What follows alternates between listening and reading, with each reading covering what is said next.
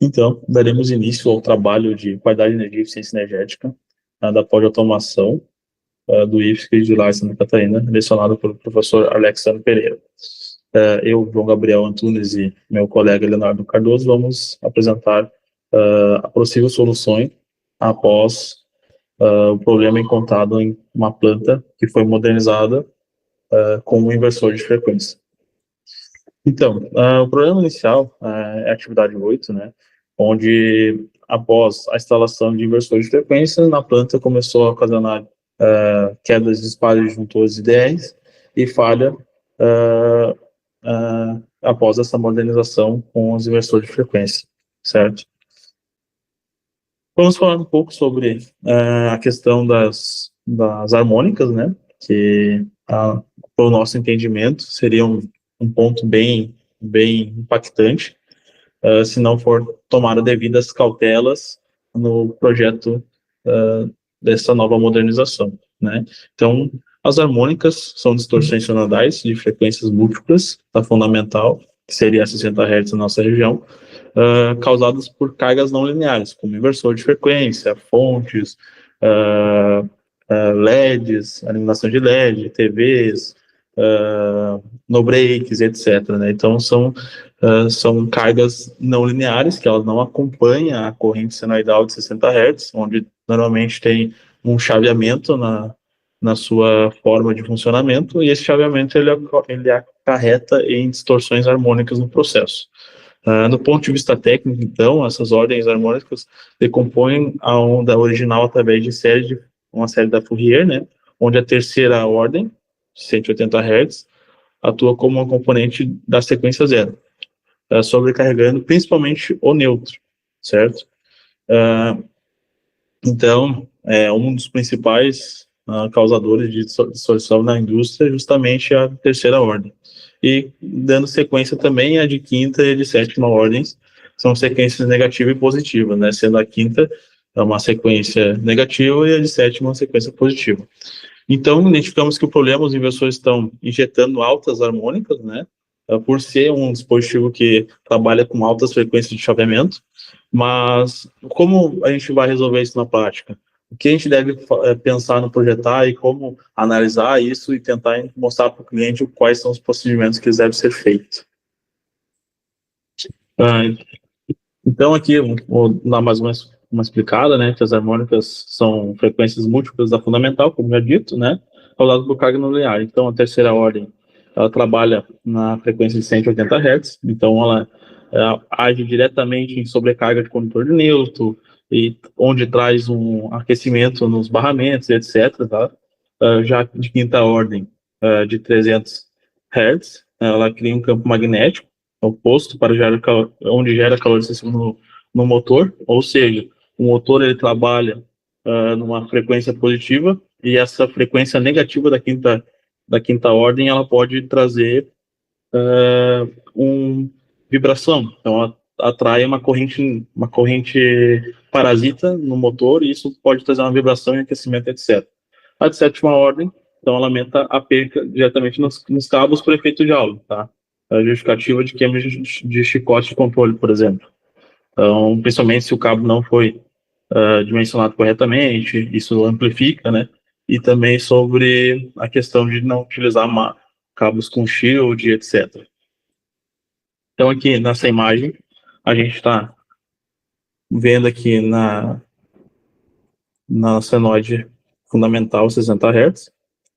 Posteriormente, a terceira harmônica, uma frequência de 180 Hz, né? De ordem zero. A de ordem positiva, a de quinta harmônica, né? E aqui não aparece, mas tem uma frequência ainda maior a de quinta harmônica. A de sétima harmônica, desculpa. Certo? Então, a soma montante, que é o que Fourier fala, das harmônicas gera uma distorção numa fundamental. Isso, então, onde é para ser uma onda limpa, ela se torna uma onda suja. Isso aí dificultando todo o funcionamento dos equipamentos na rede elétrica. Então, a princípio, meu colega vai falar um pouco sobre a questão o porquê as fontes podem estar queimando. Como a harmônica entra na rede, tudo equipamento eletrônico, qualquer tipo de distorção na parte de filtragem, pode danificar o equipamento, até por questão de ser fase neutra. Como a harmônica atinge diretamente no neutro, podendo ocasionar uma corrente de neutro, ela pode interferir ali dentro do chaveamento de uma fonte vindo a queimar, a danificar o equipamento. Então, ela vai interferir diretamente na parte de comutação da fonte chaveada, na parte de chaveamento, né? Causando danos severos numa fonte, na prática, por aumento da harmônica. Né? Não tanto só apenas fonte, né? No questionamento ali de defeito foi uma fonte, mas poderia ter vindo queimar qualquer equipamento eletrônico que tivesse ligado ali entre fase neutra, né? Ou fase, independente.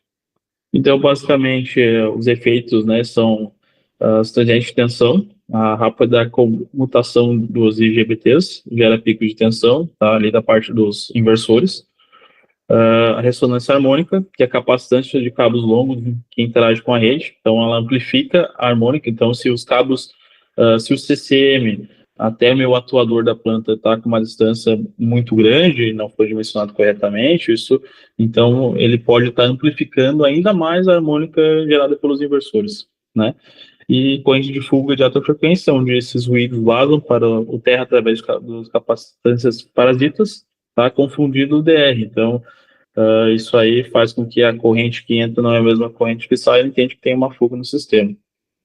Essa relação ali de alimentação do dispositivo em si, a partir do inversor, é relacionado também em relação à distância, né? Então, se o equipamento não tiver um filtro de harmônica ou filtro, como é que é o nome desse PRF, ele vai ocasionar um aquecimento no neutro, se for mal dimensionado, e dependendo da distância da alimentação desse dispositivo.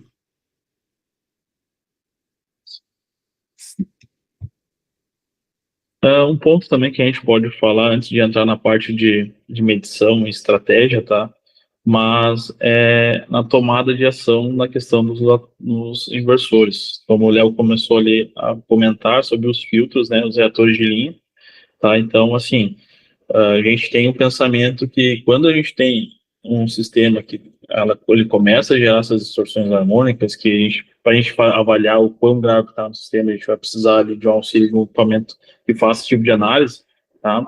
Mas, basicamente, é ideal que seja instalado esses reatores de linha de entrada para cada inversor de frequência, né? Onde ele vai funcionar como se fosse um amortecedor para corrente. Então, se o THD na verdade, que é a distorção harmônica no tempo, né?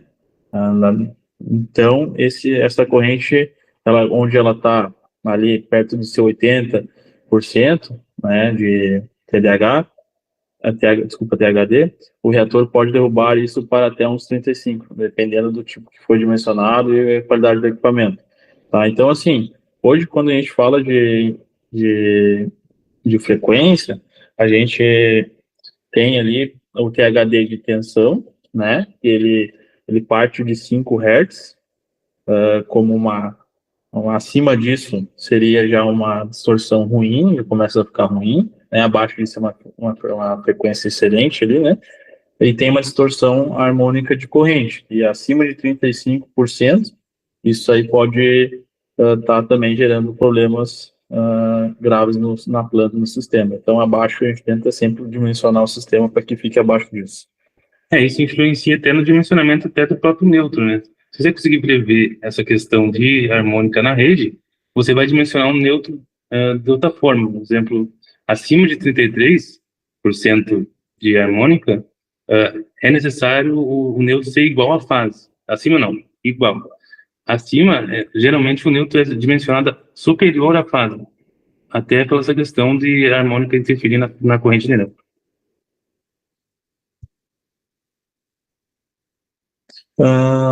Agora, outro ponto também, a gente pode, obviamente, analisando o projeto e ver quão grave está, né, essa questão de queima, etc., e ver qual que também a necessidade do cliente, questão de custo, né? A gente pode botar um filtro harmônico ativo, tá? Ele funciona como um cancelamento de ruído, tá?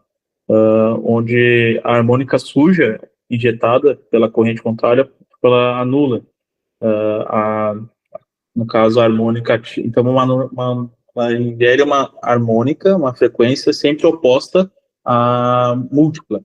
Então, isso ele consegue fazer esse cancelamento e, com isso, ele acaba anulando essa harmônica no sistema. Então, em alguns casos, esse filtro ele é colocado à parte, em paralelo no sistema. Então, ele pega no barramento como geral, né?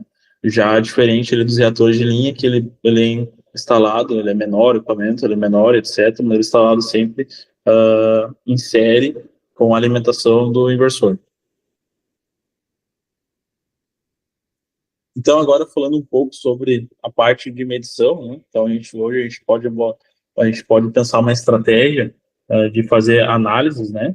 E utilizar alguns componentes para fazer e tentar entender e entregar um melhor diagnóstico para o cliente. Então, a gente trabalha hoje com o MS PowerNet, da P600G4, do MS, e o Fluke 434-2, tá? Escolhemos o equipamento PowerNet PQ600G4 da IMS, um analisador de energia. Então, escolhemos o equipamento por questão de ser bem robusto, possuir IP65, instalação fácil, né, no cliente, e também por ele possuir um software, né, de análise, e que vai ser o nosso diferencial para analisar o momento ideal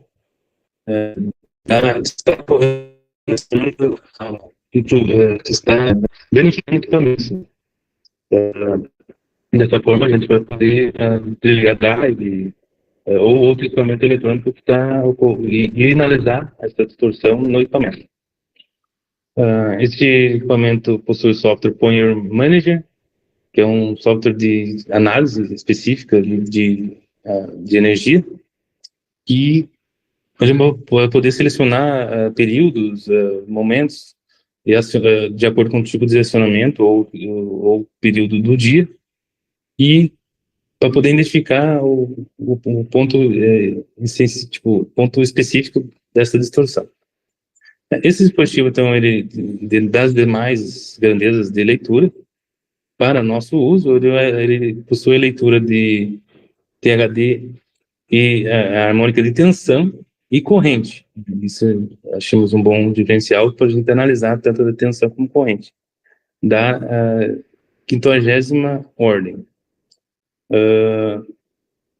Esse equipamento possui alimentação 220 e armazenamento 512 já on-board, mas possivelmente pode ser ampliado até 2 GB, de acordo com tanto de dados que você possui, a necessidade de analisar, né?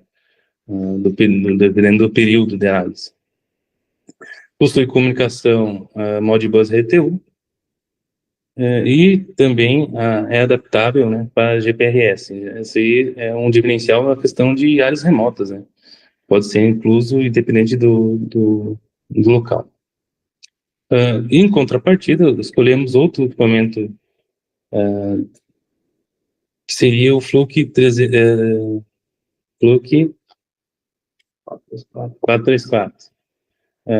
Um equipamento da Fluke, também um analisador de energia, mas um dispositivo mais compacto, mais para fazer essa análise fisicamente no período de visita técnica, por exemplo.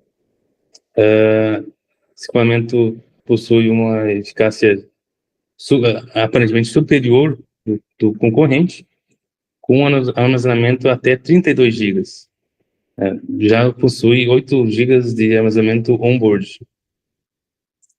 Um diferencial também seria questão de osciloscópio já integrado, a parte de distorção harmônica ele possui muito mais tipos de análise, né, tipos de grandezas, na verdade. Não só tensão e corrente, mas também parte de potência, né? E a questão de alimentação desse dispositivo é 24 volts. Isso é um diferencial no projeto, dependendo do tipo de necessidade de instalação de ultra baixa tensão. A parte de memória eu comentei que era de 8 GB ali.